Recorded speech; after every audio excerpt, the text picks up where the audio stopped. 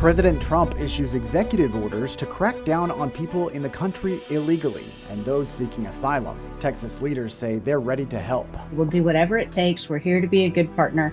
Again, just getting these violent criminals who've been hurting our sons and daughters off of our soil. We look at the efforts underway now to support new immigration policies. Texas lawmakers lay out their plan to help Texas parents pay for private school. We look at what's in the bill to launch a voucher-like program in the state and the battle ahead at the Capitol. The future of AI is taking shape in the heart of Texas. We want that technology to grow, to expand. We want that innovation to happen here in Texas, and it is. As President Trump announces hundreds of billions of dollars in investment, we look at how state lawmakers are preparing for changes that could reshape the future of our state and nation. Produced from the Capitol in Austin and airing statewide, this is the award-winning State of Texas. Hello, and thank you for joining us. I'm Josh Hinkle. Hours after President Donald Trump took the oath of office, his policies started to affect migrants seeking asylum in the United States. Trump shut down the app that thousands of migrants used to schedule appointments to have their asylum requests considered. Migrants who showed up at the port of entry in El Paso for their appointments Monday got turned away.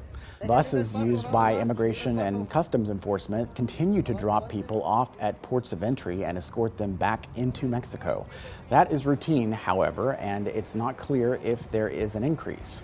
Our reporters along the border say there appears to be a decrease in the number of people arriving on the Mexican side of the border attempting to cross into Texas.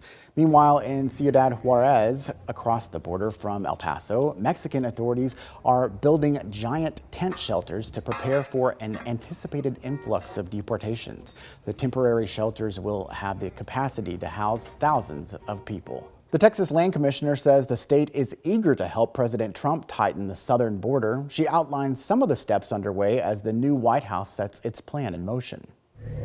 He was a very popular governor, but now he's like an unbeatable governor because of your border policies. He was fantastic. On the day he was sworn into office, President Trump raised Texas Governor Greg Abbott's border security policies and vowed Texas would have support from Washington. He then signed 10 executive orders on the topic Monday, including declaring a national emergency at the southern border, sending troops to the region, and resuming border wall construction. All steps that Governor Abbott has taken over the last 4 years through his $11 billion border security plan, Operation Lone Star. Now we'll have even more tools at our disposal. Texas Land Commissioner Dawn Buckingham says the state plans to help in any way, beginning with offering the Trump administration about 1,400 acres of land to help with mass deportations. We'll do whatever it takes. We're here to be a good partner. Again, just getting these violent criminals who've been hurting our sons and daughters off of our soil. But these efforts come at a cost to Texas taxpayers, which Buckingham hopes the federal government can help cover. Texas would like some reimbursement, especially for our efforts building the wall. U.S. Senator John Cornyn is backing the push for reimbursement. In a statement Thursday, he wrote, "I will fight to include funds in Congress's reconciliation legislation to reimburse Texas for its historic efforts to secure the border." Buckingham says no matter what, Texas won't back down and is looking forward to sharing the fight with the White House.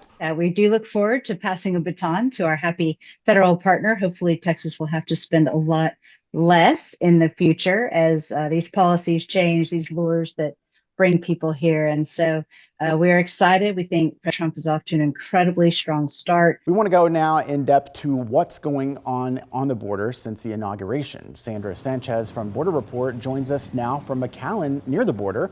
Sandra, what are you seeing there in terms of how Customs and Border Protection is responding with the new administrations and their presence in the communities? Hi, Josh. Yeah, I'm here at the McAllen Hidalgo Reynosa International Bridge. And this is where deportations happen. But I can tell you what I saw Trump's very first full day in office at the Gateway International Bridge, which is about 60 miles from here in Brownsville, leading to Matamoros, Mexico. There was almost 20 CBP officers in full riot gear on the street with face shields and batons marching towards that bridge, went on the bridge, shut the bridge down, told local people who were around they had to leave. Now, this is called a hardening exercise when you shut down the bridge, and that's something that CBP officials have always done. But what we have not seen since the first Trump administration is this very public show of forces in the street. I mean, they marched for a couple blocks, and people told me that was very intimidating. It was like militarization, and they were very upset about it, and they were asking very vocal about, is this going to happen for the next 4 years? In addition, I can tell you that locally, Border Patrol officials are now using the term alien when they talk to us about undocumented migrants. As you know, during the Biden administration, they changed that lingo to undocumented migrants. Trump has changed it back to alien, and so they're calling them criminal aliens if they cross illegally. Sandra, how might enforcement change based on President Trump's executive orders against undocumented immigrants? Here at the bridge, this is the central epicenter point for deportations. Now, it doesn't look like much, and the reason for that is because the deportations are all being done inside the bridge. The Border Patrol agents are not driving them over by buses, which is what you see in San Diego and El Paso.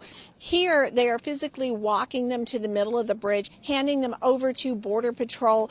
Border Patrol's handing them over mid-bridge to Mexican officials and exchanging them, in effect. They're calling them repatriations. Now, we've always had repatriations here. However, we are expecting that as the deportations increase, the activity here will increase. I have asked to get in and to see it. They're not letting us in yet, but as soon as we get that, we'll share that footage with you. With former Texas Border Czar Mike Banks named new chief of the U.S. Border Patrol, will we see more coordination between the state and the federal government on border wall construction and other activities? Yeah, I absolutely expect to see that. As you mentioned earlier, the land has been offered by Texas to host these deportation facilities. Banks was a former Border Patrol agent himself. He is familiar with the office. It's interesting that he's been elevated to now head it nationally. Trump and Governor Abbott have a close relationship that's very publicly known. This past week, Governor Abbott asked for $11 billion back in reimbursement that Texas has spent on Operation Lone Star on border security initiatives. I was in Eagle Pass last month, and Governor Abbott, I talked to him. I asked him the question about Texas's involvement. He said, we'd like to build the wall for the federal government. And I learned there is wall going up in western Starr County. The question right now is that federal? Is that state? At some point, we might not be able to tell. All right, a lot to follow. Sandra Sanchez from Border Report, thank you so much for joining us. Texas is installing more buoys to block migrants from crossing the Rio Grande. At the direction of Governor Abbott, workers started installing the new buoys on Monday. You may remember when the state first put buoys in the river. The Justice Department under President Biden challenged the legality of the move. Those types of challenges are not likely from President Trump's administration. Governor Abbott has promised to double the number of buoys in the Rio Grande. We're learning more about the plan to help Texas parents pay for private school. We look at what's in the bill to launch a voucher-like program in the state and the battle ahead at the Capitol. The largest AI infrastructure project by far in history, and it's all taking place right here in America. President Trump announces a multi-billion-dollar investment in artificial intelligence, why Texas is poised to play a key role in technology that could reshape our future.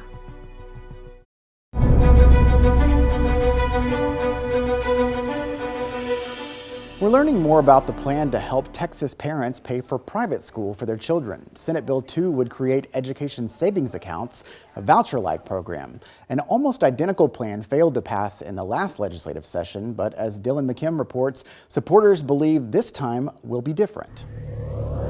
Senate Bill 2 defines what an education savings account program would look like in the Lone Star State. It carves out $10,000 per student per year to help pay for private school tuition, and $11,500 if the student has a disability. The program would be open to every student in the state to apply, whether they're in private school or public school. But if applications exceed capacity, then 80% of the available spots would have to go to students who are currently in public school and are either from low-income households or have a disability. Those spots would be decided by a lottery system. State Senator Brandon Creighton filed legislation He said in a statement, quote, "Every child in Texas deserves the chance to succeed, especially those who require specialized learning environments. By passing this legislation, we will break the barriers imposed by zip codes and give all families the tools they need to provide a brighter future for their children," end quote. Bad public policy. The bill is already facing backlash from House Democrats. State Representative James Tallarico believes low-income students will not be able to take advantage of this program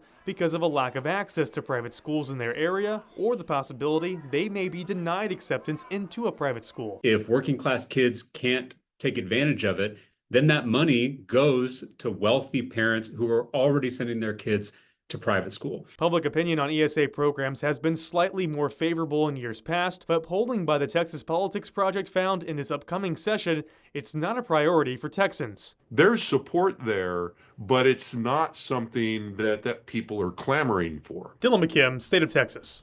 The Senate bill arrives during the same week that both the House and Senate released their budget priorities for the 2025 legislative session. In addition to funding education savings accounts, the budget proposals also include $3.5 billion for new property tax cuts, $6.5 billion for border security, and more than $400 million for new Texas troopers. Starting next week, the Senate Finance Committee will hold a series of hearings to review the budget plans for various agencies and aspects of Texas government. He mentioned the name Abilene, and I think that was kind of everybody caught that. The future of AI in the heart of Texas, the announcement from the president, the hundreds of billions of dollars in investment needed, and how it could reshape the future of our state and nation.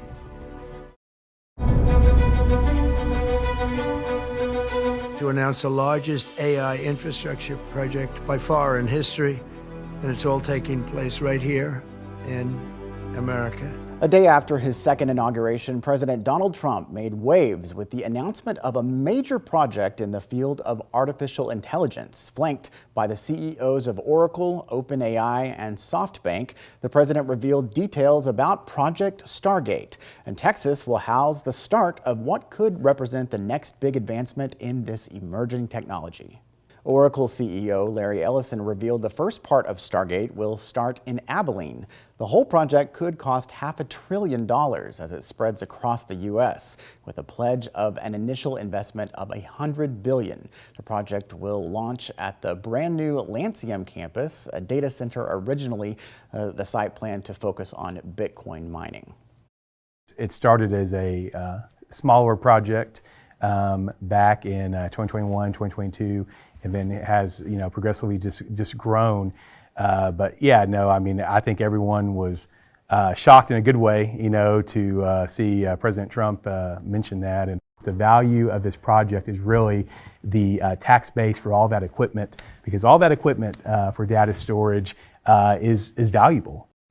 Lancium says the first set of actual AI work may begin in the next few months. Expanding AI in Texas comes with opportunity, but also challenges. State lawmakers are also looking at issues like guardrails to protect privacy and managing AI's growing demand on power and water.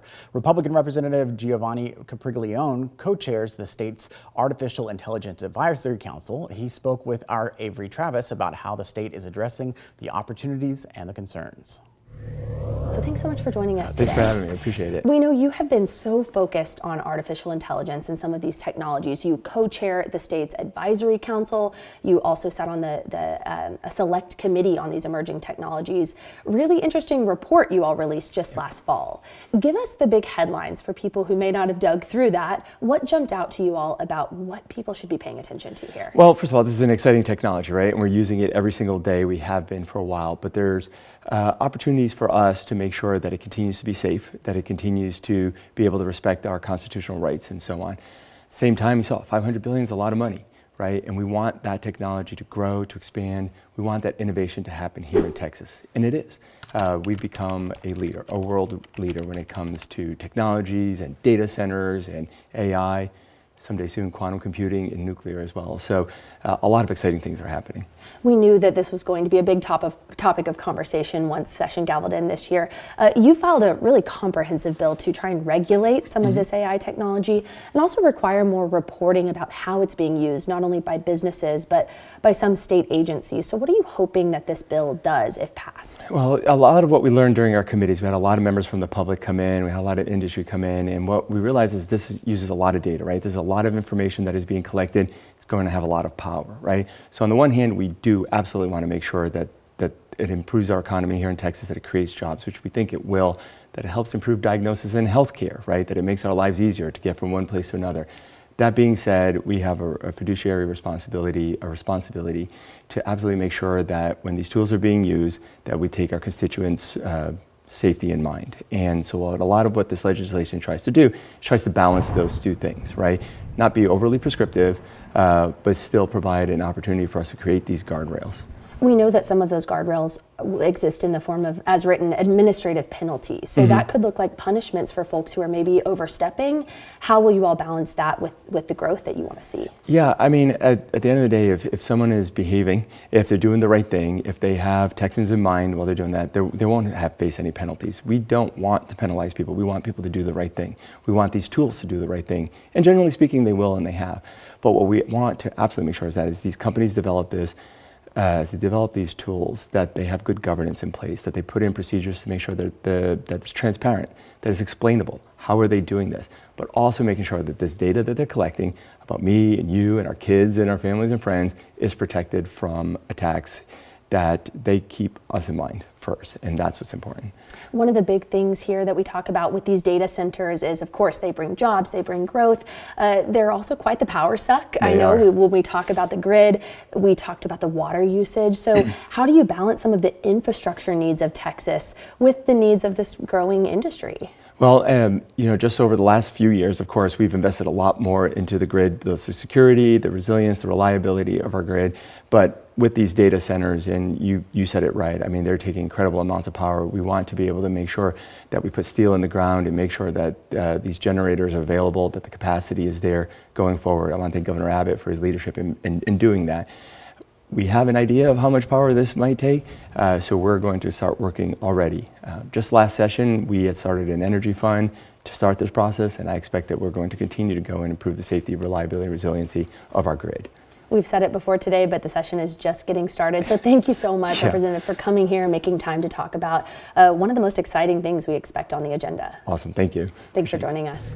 Artificial intelligence is on the minds of many Texas lawmakers. Several bills already filed aim to regulate AI in different ways. Earlier this month, Republican Senator Charles Schwertner filed legislation to stop health insurance companies from using AI to delay, deny, or modify claims.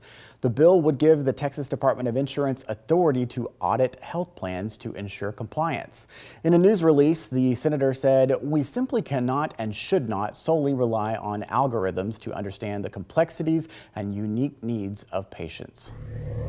I think a temporary pause makes sense to me. Republicans back President Trump's order for a hiring freeze at the IRS, while Democrats push back. Republicans seem intent on ensuring that the IRS fails. We look closer at the order and the impact it could have here in Texas.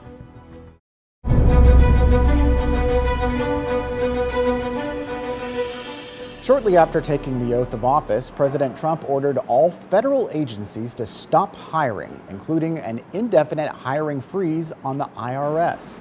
That move comes as many Americans are preparing for the start of tax season. The federal government's official employment site showed the agency was looking to fill hundreds of vacancies, many of them based in Texas. Investigator Kelly Wiley takes a closer look.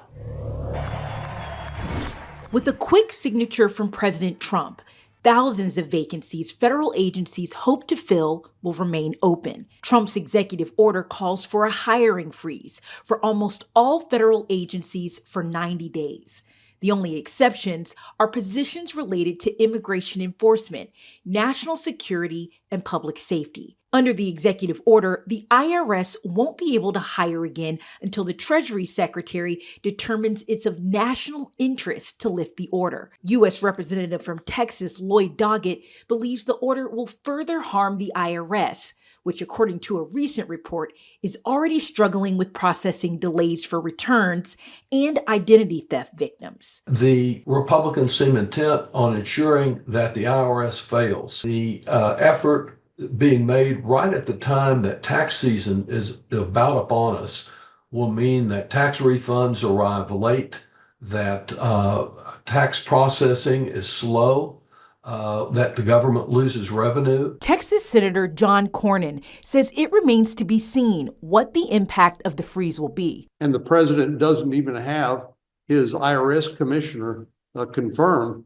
And so I think a temporary pause makes sense to me, and so that it can be evaluated what the needs are. I have no doubt that the federal government is simply too big and too bloated with too many employees. As for Trump, his America First priorities says he's freezing bureaucratic hiring to end the onslaught of useless and overpaid DEI activists buried in the federal workforce. As a part of his executive order, the Office of Management and Budget must submit a plan to reduce the size of the federal workforce by mid-April. Kelly Wiley, State of Texas. A National Taxpayer Advocate report released earlier this month found employee recruitment, hiring, and retention were among the most serious issues facing the IRS. The report also suggested employees who typically take months to train are often pulled from their regular work to serve as trainers themselves. Thank you again for joining us for State of Texas. I'm Josh Hinkle. We'll be back next week to bring you an in-depth look at Texas politics.